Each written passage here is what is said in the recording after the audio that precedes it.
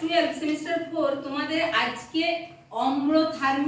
অম্লথার্মিক যে চিত্র সেটির একটা ডেটা থেকে কিভাবে ক্যালকুলেশন হবে সম্পূর্ণটা প্লাস ছবিটাও এঁকে দেখাবো। তার মধ্যে বর্ষা একটা চিত্র করে এনে দেখিয়েছে, সেটাও দেখাবো যে কিভাবে কি হয়েছে। ও বৃষ্টিপাতের পরিমাণের ভিত্তিতে হুগলি জেলার অম্লথার্মিক চিত্র অঙ্কন করো। তোমরা আগে বৃষ্টিপাত এবং উষ্ণতার রেখাচিত্র অঙ্কন করেছো, এবারেও সে একই জিনিস হবে। আগের বারে যেটা হয়েছে উষ্ণতার রেখাচিত্র করেছিলে আর বৃষ্টিপাতের ক্ষেত্রে স্তম্ভ করেছিলে, এখানে দুটোই রেখার আকারে আঁকা হবে। প্রথমত আমরা জানুয়ারি ফেব্রুয়ারি একদম ডিসেম্বর পর্যন্ত প্রতিটা মাসের উষ্ণতা অর্থাৎ গড় উষ্ণতাগুলো দেখব। বৃষ্টিপাত অর্থাৎ জানুয়ারি মাসের গড় বৃষ্টিপাত কত, ফেব্রুয়ারি মাসের গড় বৃষ্টিপাত কত, সেটা মিলিমিটারে। এখানে উষ্ণতার মাপগুলো একদম জানুয়ারি থেকে ডিসেম্বর পর্যন্ত ডিগ্রি সেন্টিগ্রেডে আর বৃষ্টিপাতেরগুলো মিলিমিটারে। এরপরে আমাদের যেটা কাজ হবে সেটা হচ্ছে প্রথম আমরা স্কেলে ফেলবো। তোমরা এই একই স্কেল ফেলতে পারো, অর্থাৎ 1 সেমিতে 15 ডিগ্রি সেন্টিগ্রেড যদি নিই, তার মানে 15 ডিগ্রি সেন্টিগ্রেড নির্দেশ করছে 1 সেমিকে, তাহলে 1 ডিগ্রি কতকে করবে, 17 কতকে করবে। 17 ডিগ্রি সেন্টিগ্রেডের জন্য 1/15 ইন্টু 17, 22.5-এর জন্য 1/15, যেহেতু 15 ধরা আছে 1/15 ইন্টু 22.5, 26.5-এর জন্য 1/15 ইন্টু এটা 1/15 ইন্টু 29। এতে রেজাল্ট যেটা হচ্ছে জাস্ট এই পাশে লেখা হবে। এইরকমভাবে তোমরা প্রত্যেকটা মাপকে স্কেলে ফেলে, আমি আর প্রত্যেকটা বলছি না, আমি যখন প্রত্যেকটা মেজারমেন্ট আঁকবো তখন প্রত্যেকটা মাপ বলবো। শুধু 1 সেমিতে 15 ডিগ্রি সেন্টিগ্রেড, এটাকে ঘুরিয়ে ঐকিক নিয়মে 15 ডিগ্রি সেন্টিগ্রেড নির্দেশিত হয় 1 সেমি দ্বারা, 1 ডিগ্রি সেন্টিগ্রেড নির্দেশিত হয় 1/15 দ্বারা। সেই 1/15টা ফিক্সড হয়ে গেল। এবারে 17, 22.5 এইভাবে যে স্কেলে ফেলা, এটা তোমরা করেছো, ফলে করতে পারবে। একই রকমভাবে 1 সেমিতে 30 মিলিমিটার, এটাকেও ঘুরিয়ে লিখে দেবে 30 মিলিমিটার নির্দেশিত হয় 1 সেমি দ্বারা, 1 মিলিমিটার নির্দেশিত হয় 1/30 দ্বারা। এবারে 40 কত, 17 কত, 9 কত, তার জন্য 1/30 গুণিত 40, 1/30 গুণিত 17, 1/30 গুণিত 9। এতে মেজারমেন্টটা এটা করে আসছে। তাহলে আমরা কি পেয়ে গেলাম, স্কেলে উষ্ণতা আর স্কেলে বৃষ্টিপাত।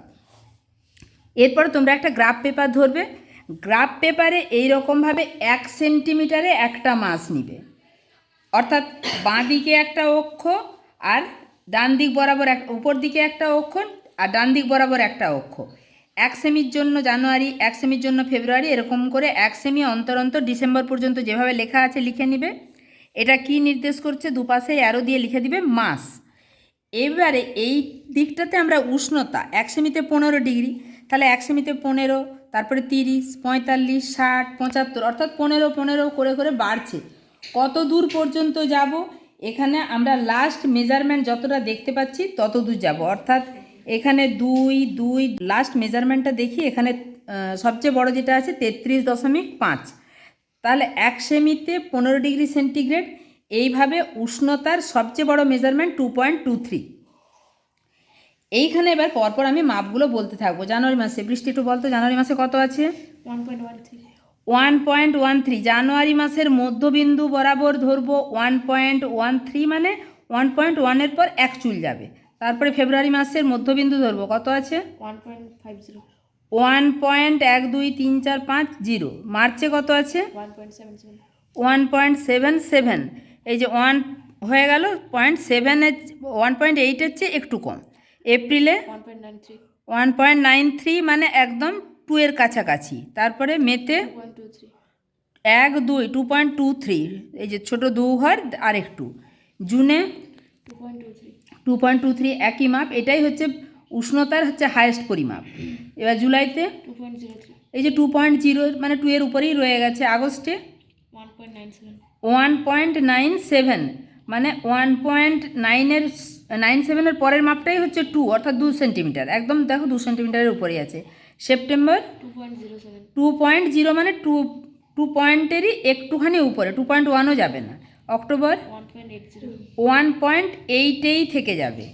নভেম্বর 1.1234, 4-এর পরে একটুখানি। তারপরে ডিসেম্বর 1.3 ঘর।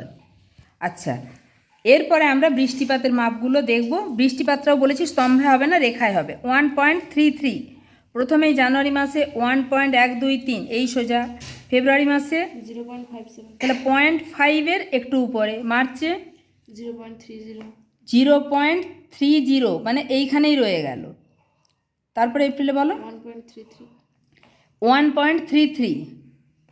তারপরে মে মাসে 2.57 2.5 মানে 5 ঘর এইখানে। এখানে একটা জিনিস বলি, এই যে উষ্ণতাটা আর এইটা হচ্ছে বৃষ্টিপাতের রেখা, তার মানে এখানে বৃষ্টিপাতটা কম, তার তুলনায় উষ্ণতা বেশি। এই জায়গাটা কি বোঝাচ্ছে? শুষ্ক পর্যায়ে বোঝাচ্ছে।